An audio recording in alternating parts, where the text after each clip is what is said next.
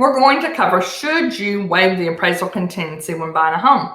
I ask my clients, can you live with paying more than the home is worth? Are you willing and able to come out of pocket the additional funds? How long will it take for the equity in the home to catch up? And how long are you planning on living in your home? Waiving the appraisal does make the offer look more attractive, but is it worth it to win at any cost or even a limited cost? In this video, I'm going to discuss what a contingency is in more detail and why you could be at risk by removing the appraisal contingency. First, let's touch on the third party financing addendum. This addendum protects your earnest money if the time requirements are met. It is included with your contract if you're financing instead of paying cash. Now let's go over the addendum concerning right to terminate due to lender's appraisal. This cannot be used on a VA or FHA loan. This addendum is an addition to the contract. It is usually used in cases when the buyer is willing to go above the appraisal cost or to protect the buyer's additional funds not required by the lender that the buyer is paying down. This form can be used in several ways. The first part of the addendum is a full waiver. If the lender reduces the amount of the loan due to the opinion of value on that appraisal, the cash portion of the sale price is increased by the amount the loan is reduced by. What that means is that no matter how low that appraisal comes in, the buyer will be responsible to come up with the difference from what the lender will finance the property for and the amount of your offer.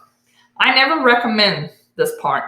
Also, many people are under the assumption that as long as the amount is within their pre-approval amount, the lender will finance their loan for that amount. That's a misconception. In most cases, the lender will only finance up to the amount of the appraisal minus the required down payment. Part 2 of the addendum is a partial waiver, meaning as long as the amount that's in the blank space is the amount or more, you will pay the additional funds out of your pocket. This part is where I see the most errors in. I have seen dollar amounts from $10,000 to $55,000, which indicates to me this is what the buyer is willing to pay over, not the opinion of value of the property. This needs to be what you want the appraisal to come in at, or whatever you would accept that the appraisal come in and you paying the additional funds. A time to use part 1 or 2 is if your client is really wanting the property and they are competing against multiple offers and want to show the seller they're serious.